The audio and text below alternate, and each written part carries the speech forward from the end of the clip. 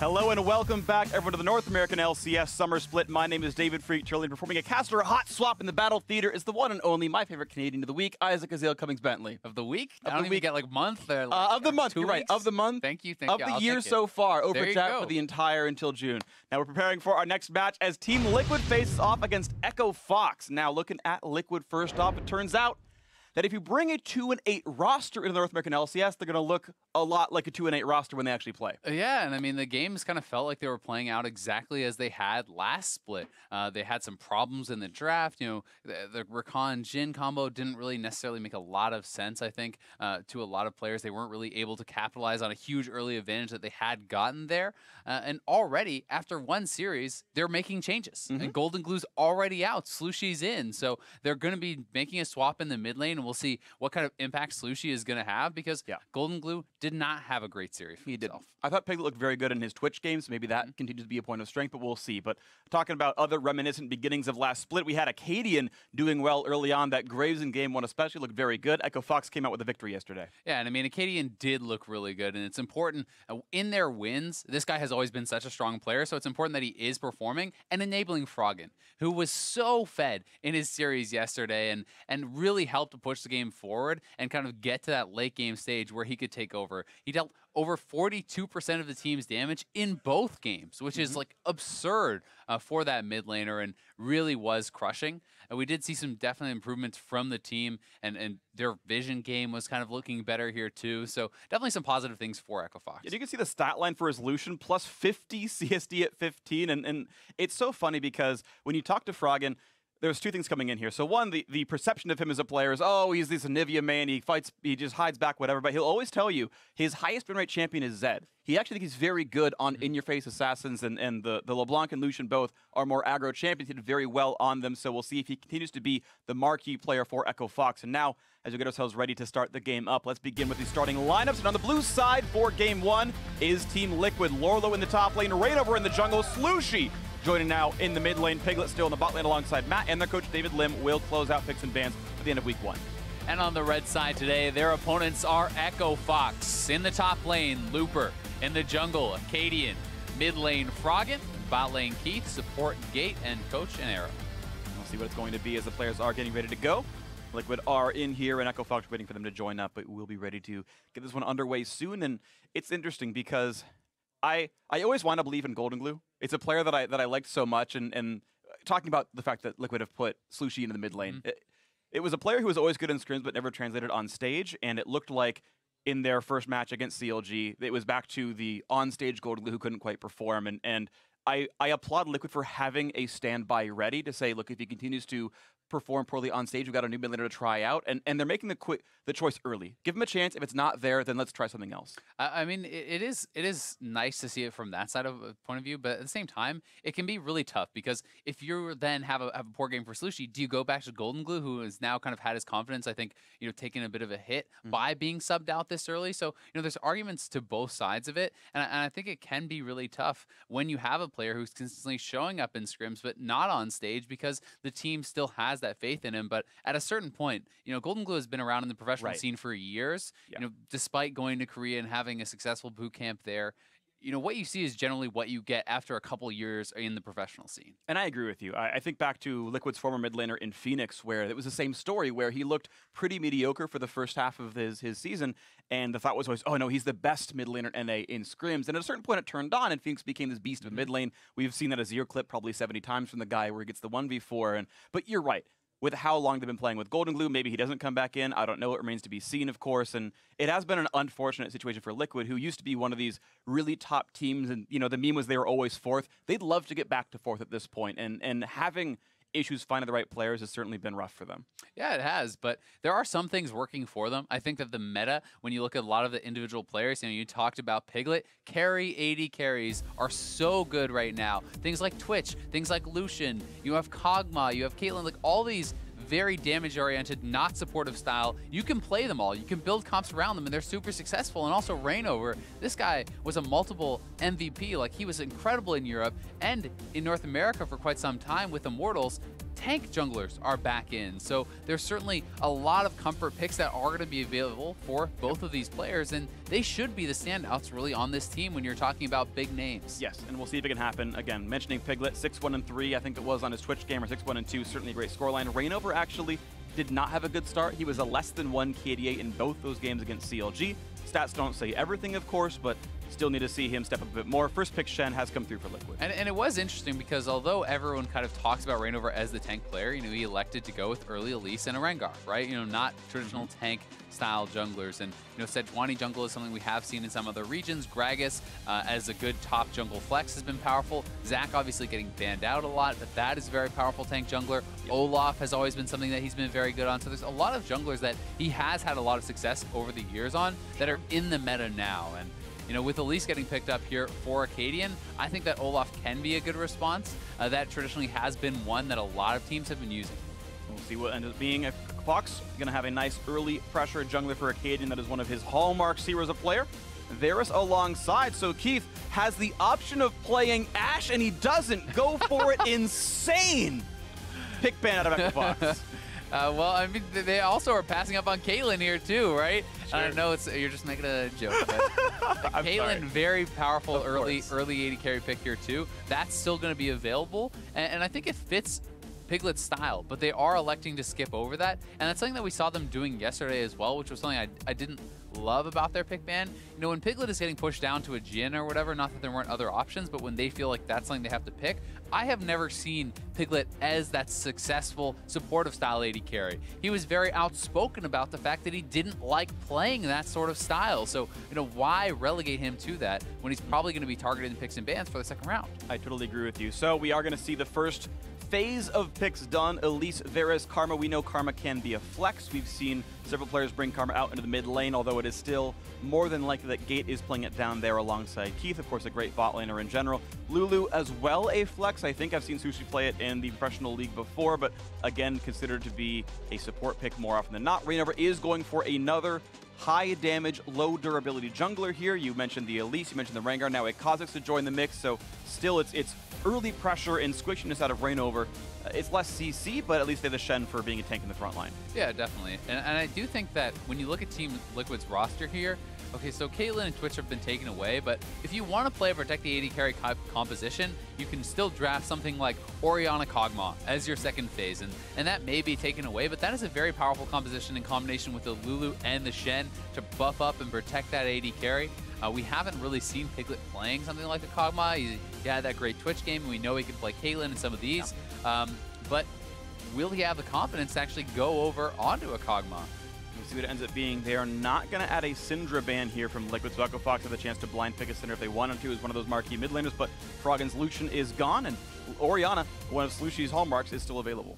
And I mean, you can go for, blind pick Syndra here, but one of the issues with blind picking Syndra on the red side here for Echo Fox would be if Slushy can actually play something like the Fizz or like the Echo. That can be a pretty favorable matchup. So you grab Galio, which can be a mid flex. We saw Bjergsen play it, not to too much success, but he did play it a couple games in a row, and this can open you up for more kind of counter picks. And Froggen was nonstop tweeting about the Galio in that Bjergsen game, actually. He was like, oh, it's mid Galio with a bunch of heart face emojis. So we know Froggen's happy to play it. Maybe he was trying to bait Liquid into thinking it was going mid. Who knows? Either way, Kog'Maw does come through for Piglet, so another very auto-attack focused bot lane, and that Syndra kind of blind comes in against Froggen's Echo. Yeah, so this is actually really smart because the Galio would have matched up well against the Shen regardless, so you're happy putting it at top. It is pretty good against basically any blind pick AP mid laner as well, because you can itemize into magic resist very easily and wave clear.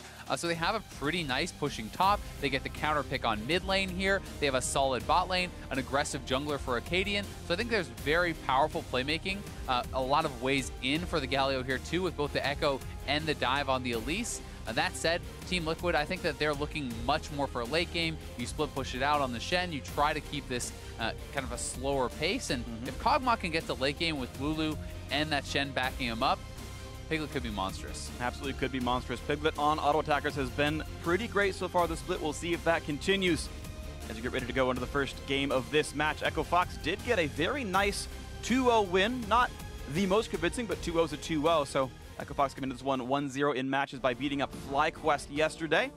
Liquid had dropped against CLG 0-2 themselves, but certainly have the chance to fire back. And with Slushi now in the lineup, filling in with a Syndra in the mid lane, Liquid are going to hope that there's some more strength through that mid, through which to push this game over. Liquid have had some very good early games and have failed to close them out.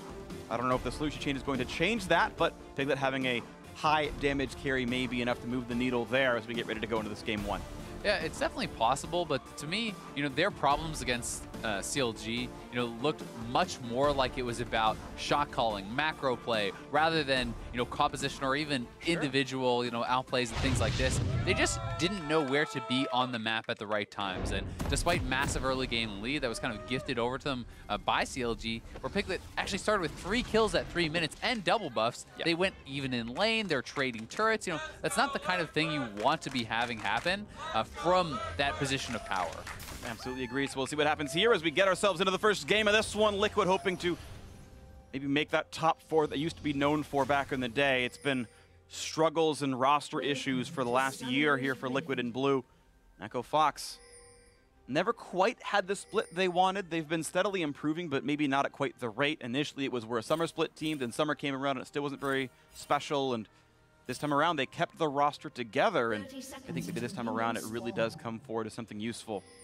And at the beginning of spring, this last spring, they were doing very, very well at the start, and it seemed like things were all on the up and up. They were going to be this very powerful team, and then it kind of started going downhill. And a lot of that, success at the start was on the back of Acadian, but as some of the carry-style junglers were getting nerfed, he wasn't finding nearly as much success, and that really made it so that they didn't have that early game power anymore, and they weren't really having a lot of success out of the bot lane either, so they had been kind of losing their strengths, and it felt like they fell back into some of their more old problems.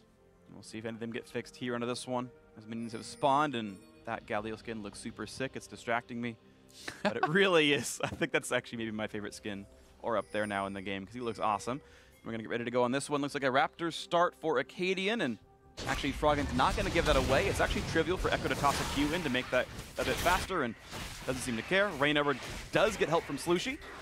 One thing I will say, and I know this from experience, is when you're playing Galio top and you're leashing, if the mid laner leashes as well, you are probably going to steal some of those little raptors, and your jungler may flame you and then leave the game. So these are things that can happen, because Galio with his passive auto is AoE plus the Winds of War does so much damage. Any more damage, oftentimes you steal from the jungler. And I assume it's something that they've practiced before. It's like, hey, just Echo Galio one-shot the wave. All right, maybe we shouldn't go for it then. And either way, it shouldn't be too much of an issue as both junglers go to their respective reds. Then Elise heads, and actually the Cosmic's the same, going for Krug's clears as well. Oftentimes this means an early level 3 recall from the junglers, and they'll be back on the map with full health and a control ward afterwards. Piglet and Matt getting shoved out. Of course, level 2 comes first in for Gate, and Piglet at a 200 HP. Nice trade out of Keith and Gate. Piglet did not run away in time. Yeah, that's just something that's like a loss of focus almost. You should be able to count the minions, know when they're hitting level 2, anticipate this, and back off early. Yes, you have to give up a little bit of CS, but oftentimes it's worth giving up 1 or 2 CS to actually maintain the health so that you can then fight for more later. Exactly. And thankfully, Doran's shield is great regen, and Piglet should be back to full HP off just the first potion without too many issues. Acadian now looking in for the top side of mid lane, and actually just coming around, of course, as Slushi is all the way in, but he was there in case a gank came through from Rainover. None was seen, and they're going to be fine. Rainover, of course, did go for the recall, and is back on the map now with that control ward. Acadian stayed on the map, but didn't get anything for it. Yeah, I mean, he is going to be able to complete a full clear if he wants. He did get the scuttle, so a little bit of topside protection for the Galio. That's something that can be pretty nice, because very often the Kazakhs will do this free camp recall where he starts at Raptors, and knowing that the second place and kind of the first place of attack is going to be top lane. So taking down the scuttle, getting in a ward, that gives a lot of protection for your Galio against Shen, Kazakhs, who has a fair bit of gank assist. Yeah, that's a fair point. So a little bit safety there from Acadian, and does lose maybe a little bit of selfishness because, again, he didn't get to buy and get a control ward out, but at some point, of course, he will match that recall. Rainover staying in the farm game, has 1 camp left to clear till his side of the jungle is all gone, and at this point, the Raptors are going to be respawning in 10 seconds. Matt taking a big chunk of HP down. Wow. 100 health left on him. Good trade out of Gate and Keith. And they could have maybe even ignited there to actually force a summoner at the very least. I think you would have gotten a heal out, but it's one of those calls that can be a bit risky if you can't get that summoner payoff. Getting that low, though, for Matt, he's out of potions, and with the Ignite available on gate, if he eats another round of poke like that, he's going to be in so much trouble. And Acadian looking to stalk Rainover. Here comes the attempted stun from Frog. Not going to land that just yet, but the cocoon from the Fog of War is going to land, and first blood comes through, and continually Echo Fox find the early invades thanks to Acadian. Yeah, very well done. They had a ward on the Raptor, so they saw him come around, but Piglet in trouble now in the bot lane. 200 HP left. Keith with the shield still, I think, wins that trade, and looks like they'll be forcing an early recall, and a pretty painful one at that, out of the Liquid bot lane. Not enough money for a Vamp Scepter on Piglet means he wants to wait for one more wave. Yeah, and Acadian is behind Slushy here, too. Is spotted out by the pink ward, now knows that, but so this is the ward there. In the Raptors that Frogman had laid earlier, they spot him, Acadian comes around, lands the cocoon, flash in immediately from Froggen, knowing they can commit for that. And not only do they get first blood, that's a flashless Rainover who's going to have to be so scared in his jungle going up against this first blood Elise. Yeah, unfortunate for him, the flash was actually useless. He didn't quite judge the damage right, and yeah, that's going to make things hard. Acadian level 5 waiting. Says, okay, you're maybe doing Krugs. If you walk back, I'll find you. And right now, won't find that second kill just yet, but it can be so tilting to die inside your own jungle after you just died again. Look at this patience out of him. And there's a ward just to his right. If he steps out, Rainover knows. And now he knows. Do you have to remember the time investment here, though? They're actually TPing down, but Rainover is here, so this is a risky dive. I don't know if they can really go for this. I think they need to call it off, but they're going to try anyway. Double TP is there. They get Lola to come down. Top lane wave shouldn't mean too much on either side, and everyone just walks right back away. And unfortunately, Echo Fox, it is a waste of Acadian's time. Yeah, waste of Acadian's time, and they expend 2 teleports to just the 1 to answer there. So Summoner is down. They wanted to get out the play, but they never knew that Rainover was right around. And had he not been there, they perhaps could have gone for that dive, and it would have been a well-executed play, but now trying to make advantage of that and go for the Inferno. At the very least, they do get this. A lot of this was the bot lane pressure itself because of what Heath and Gate were doing, and props to them for winning a lane. Sure, the matchup is an advantage, but with how much flat Heath has gotten, props to him, and now the trade onto Slushy, level 6 available on the Syndra. You know, Froggen can dodge if he needs to, and he's going to jump right back in for a stun on the Kha'Zix and gets out. That was nicely played by Froggen. That was actually super well timed. Ulting back right at the moment as the parallel convergence is coming down, so you stun Rainover, you have a free way out. You can even proc the passive for the move speed there very easily, so that was pretty slick from Froggen. Definitely agree on this one. Advantage lane or not, Heath and Gate doing well in the bot lane. They've helped secure an Infernal Drake as a result. Echo Fox, of course, got that first blood thanks to Froggen and Acadian, so really props all around so far for Echo Fox. And an early lane swap, Looper's going to head bot lane, and the duo is going to try to push down this Shen. Yeah, and I think Looper just actually stayed bot after they went for that dragon because their bot lane had not base yet. So you can just keep Galio down who can easily wave clear. That's one of the biggest strengths of this guy as a tank is his ranged wave clear. So you put the bot lane up top, you can pressure that turret, and Shen cannot defend in a 1v2 or 1v3 anywhere close to as well as Galio can. Yeah, Galio definitely, because they both can taunt, so if you go and attack the turret, they can both make you pull aggro, but Galio actually has wave clear like Shen does not, so here we go. Slightly better items on the marksman of this Varus, and we'll see how the damage comes across, and there we go. The wave clear, it works. It saves several turret shots just by dealing damage to those minions. As Looper backs up, he knows better than to give away a kill here. And depending on how good his ward coverage is, he can see if Rainover is slinking by as well. And no threat on him. This turret will definitely fall for topside. Echo Fox making the best of an already good situation. First turret and that Infernal Drake and first blood. And they can actually keep pushing because you had Spiderlings tanking a little bit there as well. The second wave has come in, so this is thinned out enough by Looper that Echo Fox can likely get 2 turrets plus the first turret. So they are really getting a pretty big map advantage here over TL. And this is kind of what they were struggling with against CLG the other day. Really nice stuff. Piglet needs another wave before that turret falls. And meanwhile, Echo Fox getting so much more out of this. And the early game for Echo Fox continues to be incredibly strong. They might even finish 2 before 1 gets done. Yep. Even though Piglet will definitely knock down bot lane himself. Actually, as Looper comes in, he can maybe contest the Kog'Maw off the wave. And Echo Fox might have time. Keep it alive for a little bit longer. Piglet's facing, so they're not even going to get 1 turret. So they give up first turret, 2 in the top lane. Now mid lane is being pressured. Galio can free shove in bot. And this early game has turned into just such a mess for TL as they were not able to actually match the pacing. The rotation down and leaving Galio to wave clear was really very smart from Echo Fox, and they're off to a big lead. Really big lead. Nicely done by Echo Fox. Yeah, they've got all the tools to work with now, and nowhere else to go for your bot lane except, or your dual lane, except back to bot. You would think there's no turrets to kill, but they are still heading over there, leaving Looper on the bot side of the map. maybe Rift Herald coming up in 45 seconds is the reason they're keeping their strong side of the map over there. Another recall out of Acadian is level 6. Rainover has outfarmed him at least level 7 on this Kha'Zix. Yeah, that is one thing going for them, but I mean, the first blood gold over to Acadian, he still should probably be stronger overall, and he has his completed enchantment, so that's pretty big.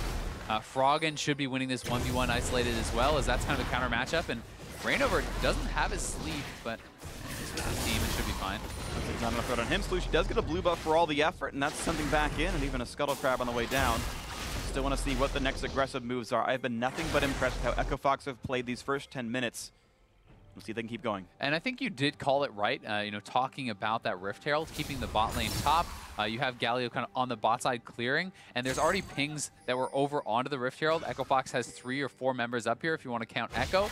They can look to clear out the jungle and then even pressure that Rift Herald if bot shows down here. What are the odds they get a 13-minute inhibitor turret? Like, it's in the realm of possibilities to summon Rift Herald and say, your inhibitor is ours before Barons even spawn. That is a potential play, and it's fun to think about what can be done, but you're right. A pretty much immediate Rift Herald take. I do like this out of Echo Fox. This is pretty good. Yeah, it's really good. And I mean, while taking that Rift Herald and going for the inhibitor turret can be strong, in this position, I actually prioritize just going bot lane and just getting easier turrets. Yeah. Because, you know, knocking down that inhibitor turret, what is it actually going to get you? Unless you're going to be able to actually go in and take down that inhibitor and then pressure something with it, you essentially just end up allowing them to have like a permanent freeze, get more waves, kind of farming down there, and it's more risky, so you're not guaranteed to actually get that turret. Yeah, absolutely. I guess to be fair, to backtrack on myself, it was more interesting than maybe the right choice, but interesting is what I live for here as a play-by-play commentator. And Echo Fox going to give this over to Froggen.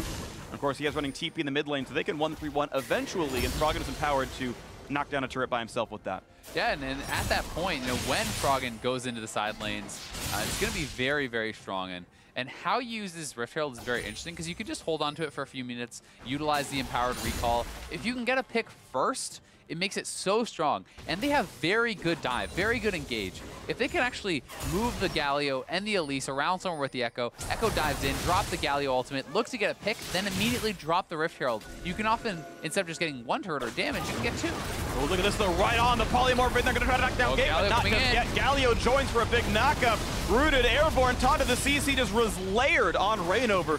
But they all do get away with it for now. Froggen now summons Herald for the mid lane, and they're going to have time to stop this. The charge going to come in pretty soon. It'll get it down to about 10% HP. And one more hit will knock it down for this one. Polymorph is still shielded up, and Froggen's going to run away. A couple more swipes should knock that down, and mid lane will indeed fall. Looks like they used it pretty early onto this one. Herald's still at half HP. They can go for mid lane tier 2 potentially. The Liquid are here to defend, and it means that Echo Fox likely to back out. Just that chunk is be all they get. I think it's pretty well done, though, from Froggen. You know, as soon as Slushi moves out of lane, you know you're almost guaranteed to get that first turret. And I think as long as you get 1 full turret like that, it's super worth. And they even get a little bit of chip damage on the next with that charge. They're in position to pressure this dragon. And what can TL really do from here? They don't have their waves in the right spots to trade anything out. Rift Herald's already gone off the map. So Echo Fox is just outplaying them completely in the map game. A lot of really great plays here. You think about what they even gave up to take Rift Herald, the decision to put Heat and Gate topside. They traded a 200 health bot lane outer turret for the right to take Rift Herald when they wanted it and take away that entire western jungle. Just good plays down the line. Now look at Lorlo pushed away. Good stuff by Froggen. And one of the things you often trade when you do move your bot lane top and you do these coordinated 3-4-man pushes early is you lose CS on your AD carry. Because there's 3 or 4 people there, you're just trying to shove the wave. But in this case, even though Piglet was by himself bot for all this time, he's actually down on Keith in the farm, plus down in the global gold. So they didn't really get anything out of it. They're even on levels. There's not even an experience advantage. So nothing has really seemed to go right for TL. Keith right now over 600 gold above Piglet, despite the fact that he's got no kills to his scoreboard. Bot lane outer going to fall. Top lane the same, though, in Liquid's favor. They're going to trade objectives so far. It's going to be a repeat, though. Echo Fox is going to push for 2, and TL's not going to be able to because they're behind the play. The jungler's already down here, and you have Galio to wave clear. So, you know, Echo Fox, again, taking more turrets. It's going to be their 5th turret 13, 14 minutes into the game. At least this time around, the recalls made sense. They are still going to lose this turret, but at least the top lane outer actually fell, and Piglet got the last hit there. But you are absolutely right. It is a 2-for-1 turret trade. The gold lead, the Mountain Drake, the Infernal, all obviously helping with that. But as you mentioned, in Champ Select, it's the Galio compositionally, they're better suited to this, and it's playing off. It really is, and that's why you can't always just match your opponents. You have to, force your will upon them. You have to play to your own composition strengths, because trying to have a Shen match wave clear with a Galio is just never really going to work out for you. And of course, Cadian has been in the right place at the right time to push faster than Rain over here as well. And they have just put themselves in such a hole. I mean, it's crazy to think you're only 1 kill up 14 minutes in, but you're down 5,000 gold, which is a monumental lead at this stage in the game. I want to ask you a hard question. And again, it's a hard question. Who do you give more credit to? Is it Echo Fox doing really, really smart things more than Liquid screwing up? As you said, you can't match your opponents if their comp is like this. Who gets more of the nod for why it's going this way?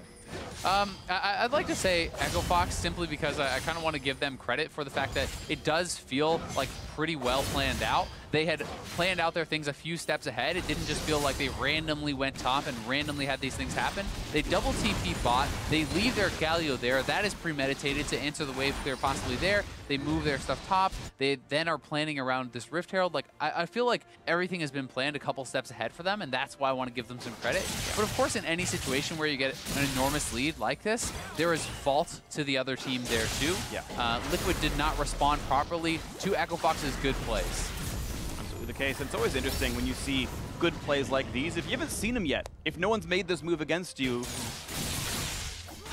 you've got to make it up on the fly. And later on in the split, maybe this is more common play for all teams with Galio, and this becomes commonplace week 7, but week 1 maybe it's a bit more unusual, and as you mentioned, Liquid not quite responding properly. And that's fair, in the context of the NALCS, but if you watched MSI, the Gigabyte Marines actually utilized early lane swaps in combination with Galio picks very frequently, and that's something that you should be able to think about, as an analyst and as a pro player. What are the strengths of this champion? Well, impressive long-range wave clear. Well, that's probably going to be a lot better in defending a 1v3 or a 1v4 than someone like a Shen, right? So you have to think about the strengths and weaks in your composition, where you excel, where you fall behind, and really play to that. And Team Liquid has not done that this game, and that's why they're so far behind. It's like you may have lost the game before you even fought, essentially, in this third.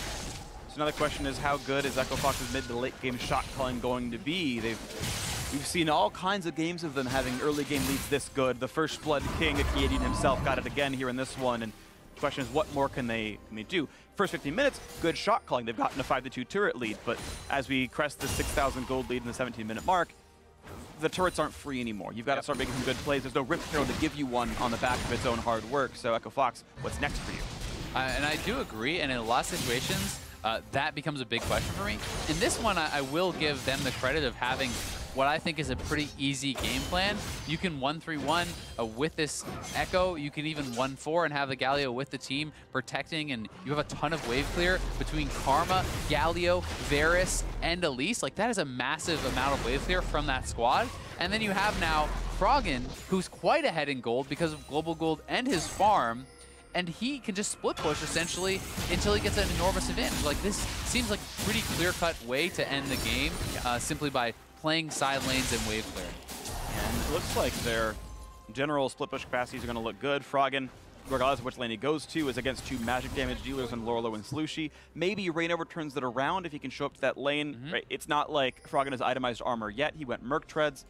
By the opposite point, Lorlo and Slushy just have only magic damage to deal with the Cadian playing Elise. There's small elements that can soften the blow of the gold lead, but it is still there for Echo Fox, obviously. Yeah, and to your point, Kha'Zix is a great champion at picking off split pushers.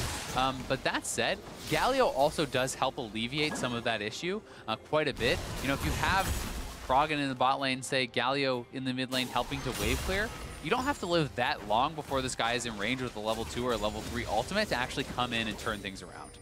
We'll see if that safety comes in for Echo Fox, but they don't even need it. Reaper has yet to use his ult. Oh no, he has. I take that back. He has popped it in once in a River team fight that became a 0-for-0 in kills regardless. And looks like it's Piglet who's given a lot of space to push in the top side with. He's already pushed out Froggen.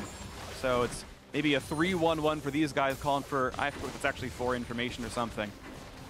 I think it's the non-emergency police hotline. Doesn't matter. I've already ruined the joke. But either way, Echo Fox still retaining map control. And because they got that first Drake 6 minutes in, they're going to get so many to kill. I believe they can get up to 5 Drake stacks this game before Elder Dragon spawns. And they know it's only going to be Mountains, Infernals, and Clouds here. And it's going to be double Infernal next up. So lots of late game scaling available if Echo Fox can keep control of the bot side of the map.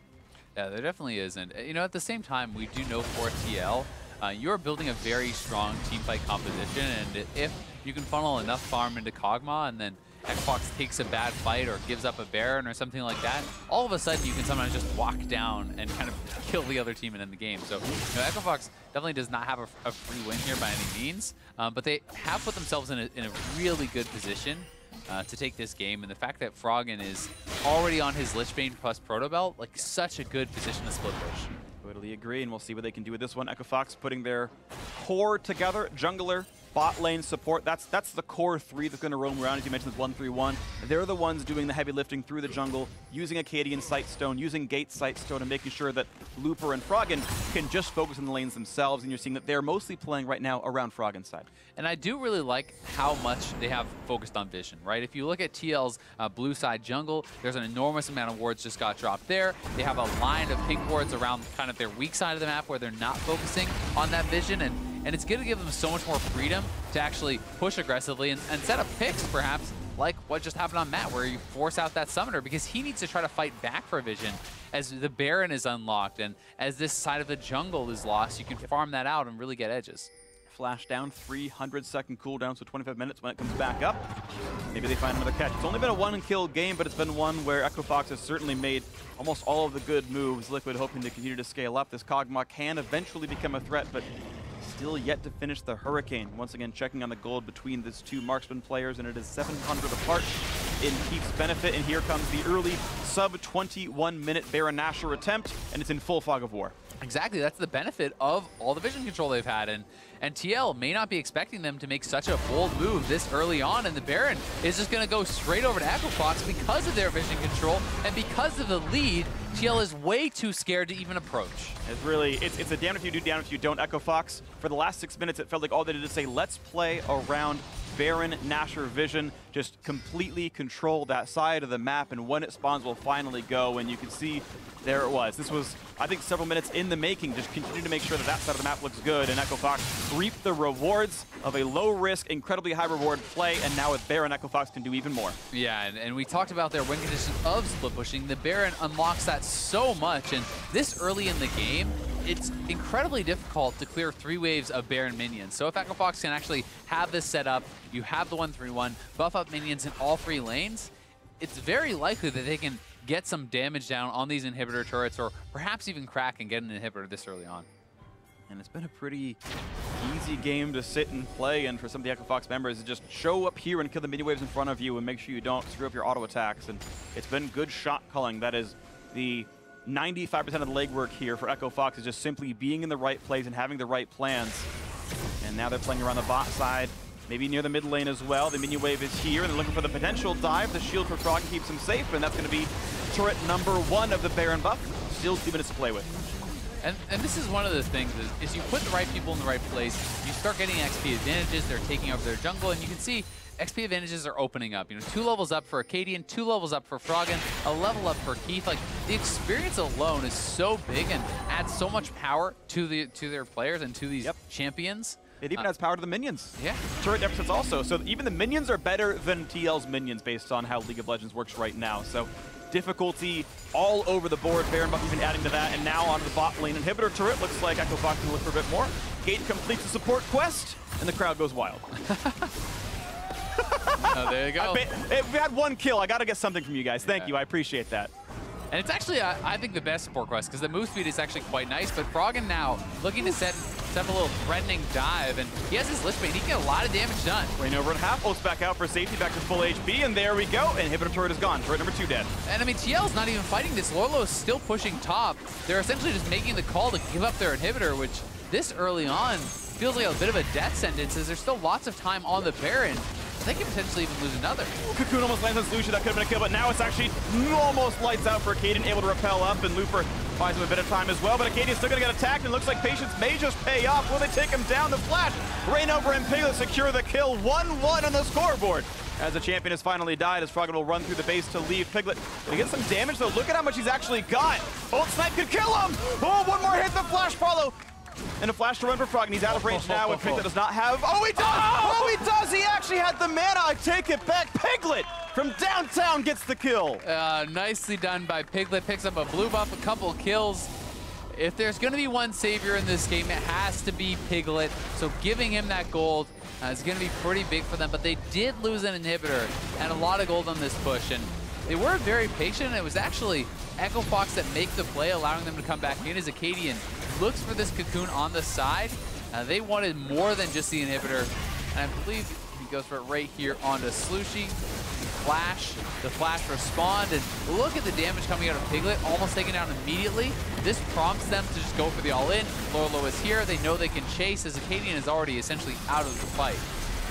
This is all just after the inhibitor already died. They chose to stay and look for more kills, and of course that didn't happen. And this chase on a Froggen, I mean, really good damage out of Piglet, of course. Crits on one of the auto attacks, crits on, wow, actually 3 crits and 5 autos is really rare for a Kog'Maw with exactly a 30 crit chance. So lucky for Piglet for sure, but the blind snipe, really beautiful.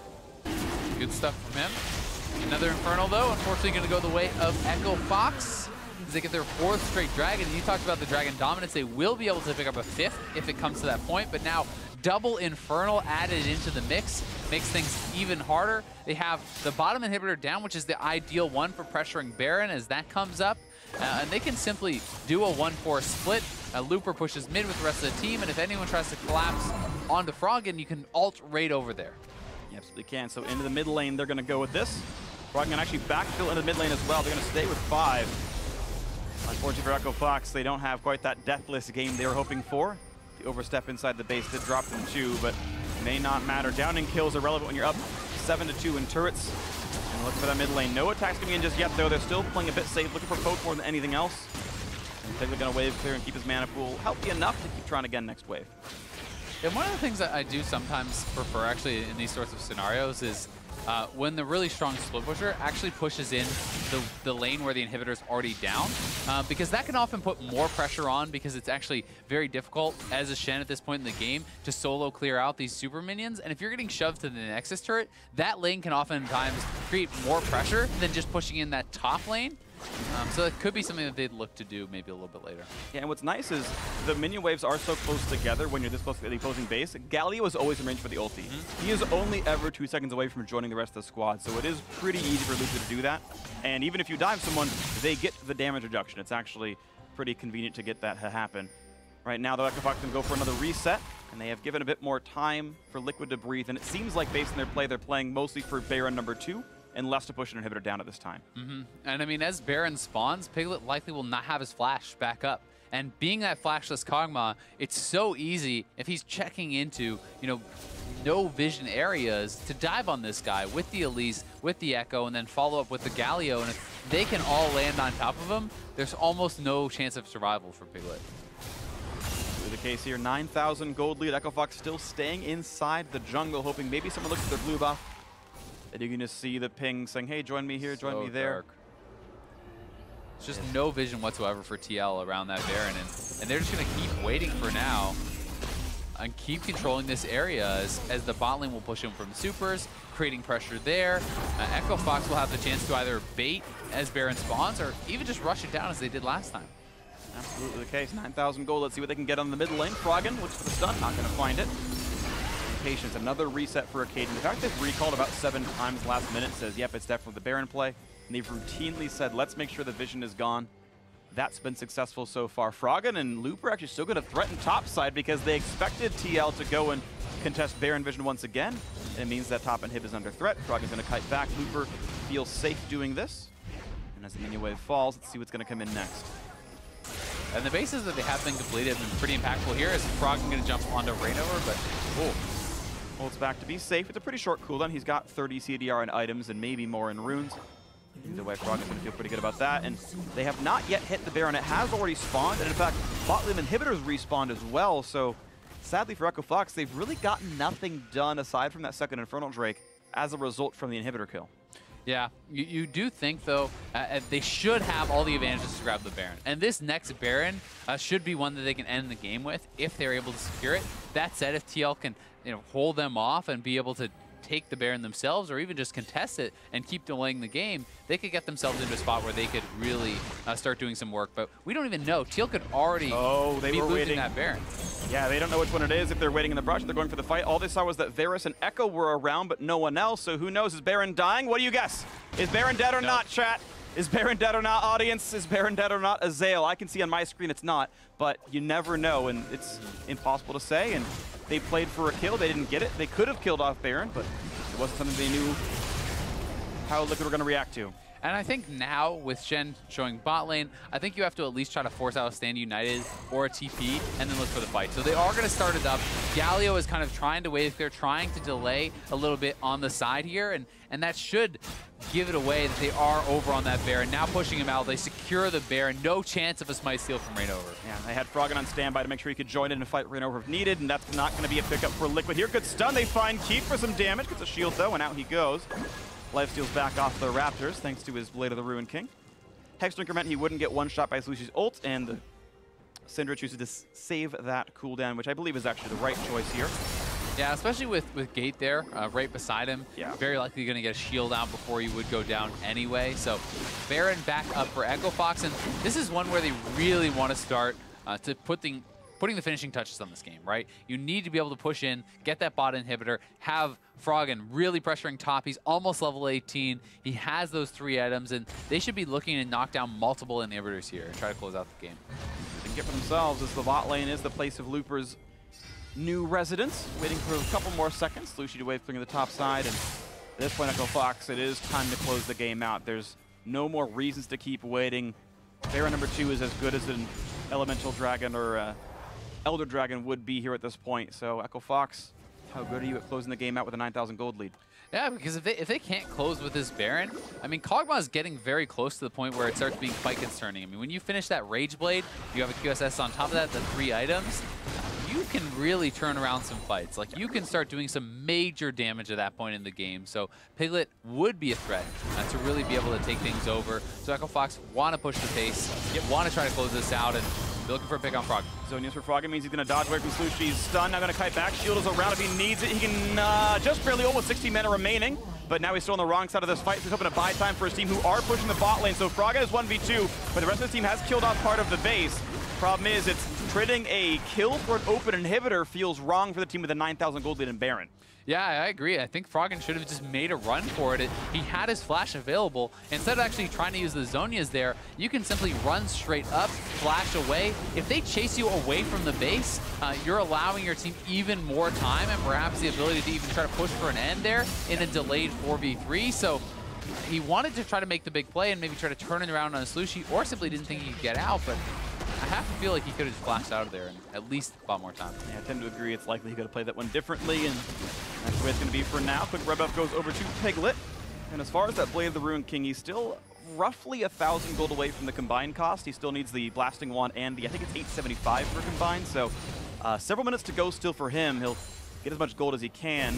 As Echo Fox now have Froggen respawning in 45 seconds of a Baron buff. They're going to look for mid before that Rage Blade will be done. Yeah, they really would like to get something more off this Baron, because while the gold lead is still large, you know, it was 10K a while ago, right? And as you get later and later in the game, the gold lead means less and less percentage-wise. So this gold lead is not only shrinking by number, but it's also shrinking by impact, you know, this late in the game. And if you give it too much more time, that gold lead is gonna really not be relevant whatsoever. That's the case. So we'll see if Fox can make it keep going, because they've still got themselves a bit of a timer. We know Piglet has the mechanics, and he's certainly got the champion to make this late game happen. Liquid actually 3-1 up in kills. Almost illustrates that Echo Fox have not had a good time getting into good fights. Their early macro play has been good, but they've been riding on that for so long. It's been a slow, risk-averse, Baron-focused play style. No Banshees pop right there. Good sidestep by Acadian. This time he will lose it to Fire Arcane Brock, but now a root on Piglet pops the QSS to get away. It's looking for more damage. Keep that half HP. Acadian finds a stun, but gets zoned out by Rainover, but it did chunk down Piglet to 1/4. There is no minion wave to push with, though. Meanwhile, as you had talked about earlier, it is Froggen pushing in the super minion wave down towards the Nexus, and that is going to be harder to defend for the Shen. Yeah, and I think that's actually very intelligent. He can actually try to threaten some damage onto the turrets even, because Shen is not really going to be able to return much damage. There's no chance of a 1v1 type kill there. Echo Fox needs to siege aggressively. They're trying to do that, and Froggen is even looking to threaten a flank.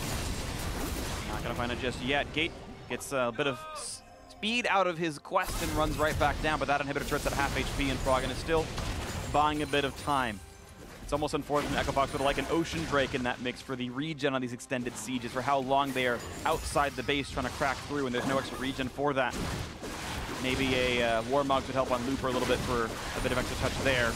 Really minor things that wouldn't necessarily change the outcome of the game, but would make this maybe easier to do.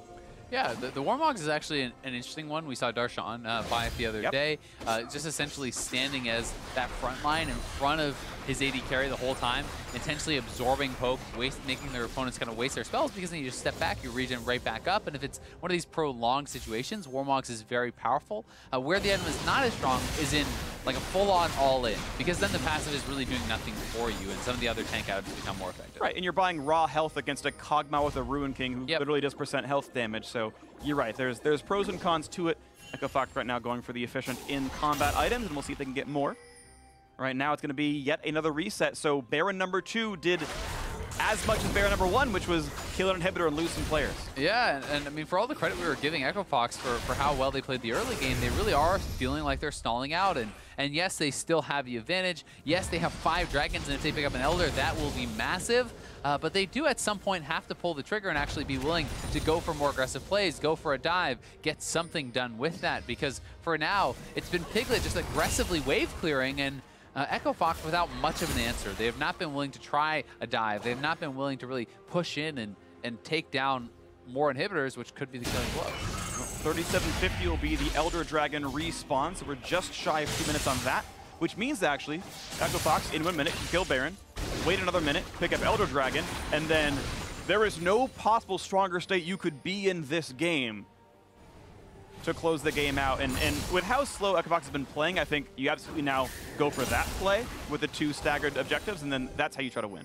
The question is, did they wait too long? You know, this is actually a very strong Kog'Maw at this point, and while vision advantage is still a very, very real thing, if you stack up as a 5-man squad here for TL, have the Shen be the one kind of face-checking some of these bushes, get some vision back, you could realistically take a fight at this point in the game. The lead is not such a big deal anymore.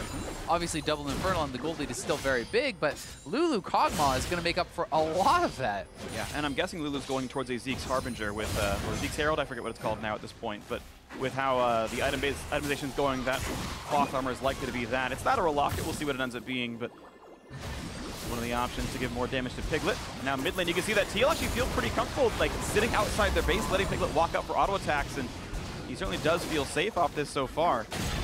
And Froggen working on this bot lane inhibitor again. He will be able to get it eventually. There's not much of anything I think Lolo can actually do to stop him. So he does take that, but it's not the end of the world, and TL has done exactly what I said. They're able to move out as a squad, and they're able to actually get vision around the Baron here, which means they should be in a position to potentially contest. That said, Echo Fox still has the 5 dragons. They could even threaten a trade and then try to dive or try to do something, but they need to eventually make a move, and this is really starting to feel like a lot of the problems that Echo Fox had in the past. Matt's on the wrong side. Felt like they didn't do anything. Wow, Matt actually just like almost walked into a Cadian down there. I know he had flash available, maybe he gets away, but almost could have gotten run over for that one. Echo Fox didn't see him in time, and looks like they're going to go for this Baron first. If Liquid snipe the Elder Dragon, it's not a very big pickup for them, but the denial against Echo Fox is quite good, obviously. Lushi playing aggro, looking for a stun, not finding it just yet. TP flank, this could be the moment. That is Froggen, and they are looking. Slushie is spread out from the rest of the team. He can't get out of this one. He's just dead immediately. There's the first kill picked up. Gallia makes the entrance, says, I'm here too, guys, and gets the assist for the damage reduction on it, and now it's a 4v5. It's going to be difficult for Liquid to fight this one. I think Echo Fox are happy to take on a battle at this point, but can they have it start? Poke coming out for Piglet. It's all about this Kog'Maw. Can he kite it away? Can he get the damage? Puts on the Fire Arcane Barrage. He's timing it out as Echo Fox kite back. He's going to run out of range soon enough. Look at that damage on E. That's 2 autos to do half his health. But Piglet's back down to half range now. Can they find the taunt on this one? Piglet heals up for 160, and back to the mid lane they go. Full HP, and Piglet's W should be back up from cooldown. Looking for the stun is Froggen. Can't find it just yet. Big minion wave still stacking in the bot lane. Echo Fox can turn tail and run down to mid a little bit. There's no minion wave for them in mid, but we're going to look back at Baron instead. 20 seconds on Slushie respawning. Froggen and co cannot find the team fight. Liquid fighting back just simply too well. And that pick on Slushie means almost nothing. 10 seconds till he's back, and they can only just now start on Baron. Yeah, I mean, TL will have to send someone bot to answer these super minions, and Echo Fox is on the Baron. They have double Mountain, double Infernal. It's going down so fast. And they're going to knock it down so fast to get the Guardian Angel as well, and Slushie cannot join the fight just yet. He's stuck inside the base. They should pick up 2. It's the stun on Rainover. That's going to be the 2 kills that they need. And once again, a 5v4, this time with the Baron buff. Do they choose mid or do they choose the Elder Dragon? The flash forward for Froggen has to hold back away, but Piglet's 1 hit away from dead. Can keep getting with a snipe, and he does not guess properly. The juke to the left keeps Piglet safe for now. There's a flash. Cocoon's going to miss the stun onto Acadian, puts him down to 800 HP. Echo Fox, they're back in the chase forward. But they do get the Baron, they do take down Rainover, and they could even grab the Elder Dragon, but they're looking to just try to push this down with the mana advantage. Now they can finally be aggressive and look to close out this game. The only summoner left on Liquid is Lorlo's Flash, which can be high impact, but it's still a 5 versus 4. Not that much poke really to be had by the squad. Looper putting the attacks down, keeps the same. Lorlo has to get pushed back a little bit, and now it's a double inhibitor death. 10-second respawn for Rainover as the minion wave gets cleared trivially down in the bot lane. But they're not going to push mid. They're actually just going to base. They want to set up for Elder, I guess, here. They don't want to try to make that riskier play. I mean, you're still giving TL more chances. Yes, they're having all the advantages, but you give them too many chances in a 5v5 fight, they still could win here. I mean, Echo Fox was struggling even in the 5v4 with the initial pick on Slushie. And of course, you keep in mind, these are humans. You can make mistakes. Those slip-ups do happen, and maybe one major slip-up is all Liquid needs to get back into the game. There's only a few items slots left to go for Piglet. Elder Dragon now is the attack, and can Liquid really contest this? They can maybe look for a steal, but there's no flash on Rainover. I feel like with 2 inhibitors down, you have to try to fight here, but it doesn't look like they're in position. I mean, a 5 Elder Dragon burn is just like... Yep. Enormous. It's a 6 stack now, so 45 damage times 6 stacks is almost 300 damage anytime you even touch a guy here on this one. As we look in, Echo Fox trying to close down onto the mid lane. They've got every piece of power they could possibly need. Can they close out the game? They started out so incredibly well, looking for the inhibitor turret number 1, looking to blast that one down. Not a chance to respawn. And they're so few defensive. Frog goes in and goes right back out just to kite away and burn some ultimates. He nearly got knocked up by the wild growth, but did hit R in time. Weaver jumps back out, and again, Echo Fox having a tough time. Not much to do with this one. Looking now for the inhibitor itself. The siege is on. The shield is there.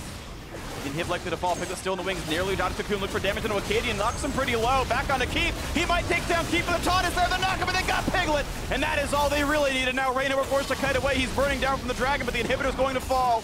And Echo Fox, 5 men strong, finally have the tools to break into the base. No inhibitor standing, only the Nexus turrets left up, and Piglet, the primary carry, no longer here to defend them. A TP just to make sure it's easy. Looper to rejoin the fight in the front line. The first turret going to fall, Keith in the back lines. He and Gate did win the lane, and it was a lot of the reason this game started out so well. And finally, Echo Fox, it was a struggle, but 7 total kills in. They will knock down the Nexus, and Echo Fox 3-0 in games, taking on the first one against Liquid. They get the job done. It wasn't clean, but they finally are able to capitalize. They force the QSS from Piglet, and then knowing he has no summoners, Looper can flash in on him, and they take him down. A valiant hold at the end for quite some time from Liquid, but they just gave up way too much in the early game, and their macro game left so much to be wanted from that. I mean, yeah, Liquid, it's been the story in all their games so far. They have not been able to match up with their opponent's map movements and not been able to really go toe-to-toe in the early game with that. Yeah, it's just so interesting, right? This is not a game you can blame the mid laner switch for. It's just them simply not really playing very well as a team. Again, it's 80% credit to Echo Fox, 20% credit to Liquid for not answering properly here. I do like the early plays that Echo Fox had. I thought there were some really smart things. The invade from Acadian, the first blood due to Froggen coming down as well. The lane swap using the Galio with the item lead of the lane advantage they'd already picked up by going for the early Varus and the early Karma. Like, these are things that were choices of Echo Fox. You can see the lane swap come in here. Just, it's an item lead, and on the other side, Galio can just wave clear. Exactly, and that was one of the biggest things, is that Galio had been consistently thinning out that wave.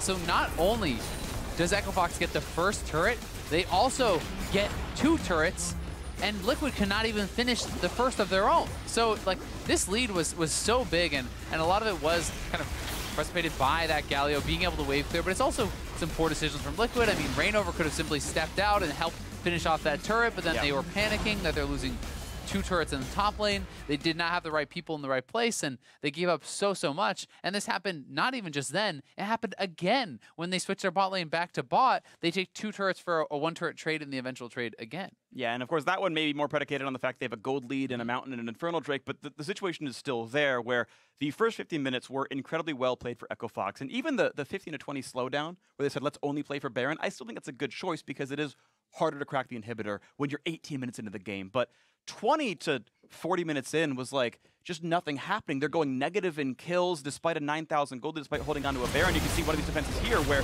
they just tried too hard to kill off Slushie.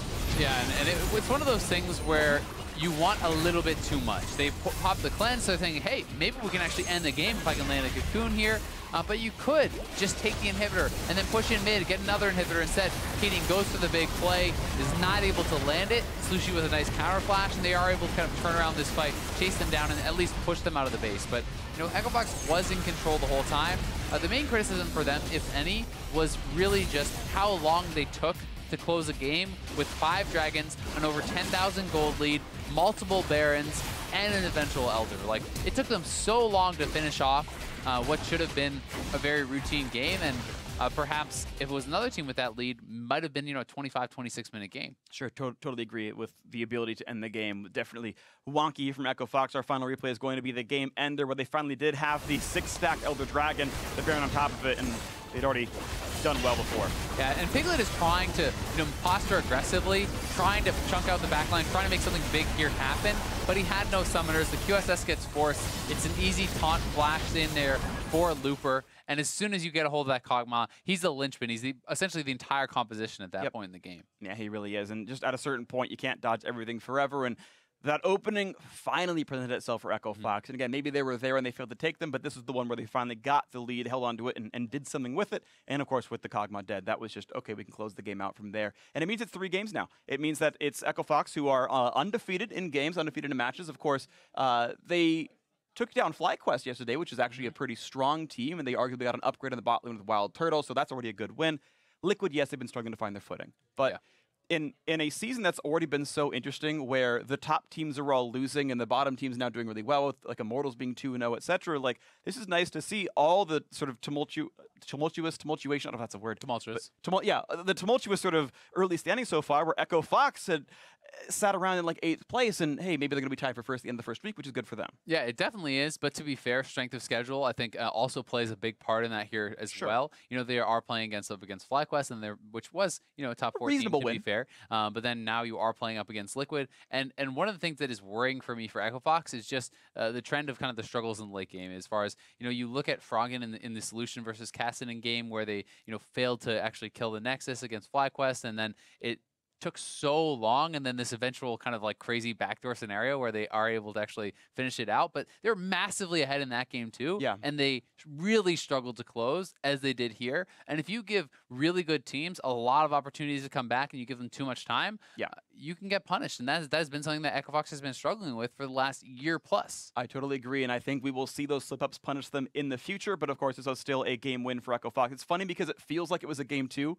Yeah. Because like the first half of the game was like, all right, GG, if that's SKT, like the Nexus falls at 18 minutes, and you're like, all right, that's game 1. Wow, that was a slaughter, good for them. And then like the back half of the game felt like game 2, where it was like more equal footing and Liquid are team fighting well. But that was only the first one. We still got at least one more game to go, and we are stepping away for a quick break. But meet us back here for the real game 2 between Echo Fox and Team Liquid. Don't touch that browser. We'll be right back.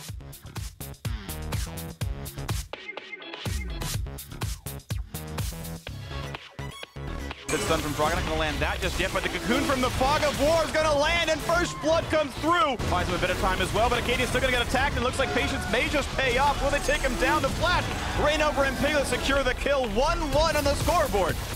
And a flash to run for Frog, and he's out of range now, and Piglet does not have... Oh, he does! Oh, he does! He actually had the mana. I take it back. Piglet from downtown gets the kill. I taunt soon. I'm gonna look for Echo then. Me zoom. I'm looking for Echo too. I go. I'm not gonna ulti. Okay, good job. Oh my God. 3, 2, 1, Mantra E. Here, go. I'm waiting. Nice. Good job. Baron. I'm actually so fucking Yeah. Go for Cog. No, Dragon. Yes, I can go. Go for him. They will knock down the Nexus, and Echo Fox 3-0 in games. Take down the first one against Liquid.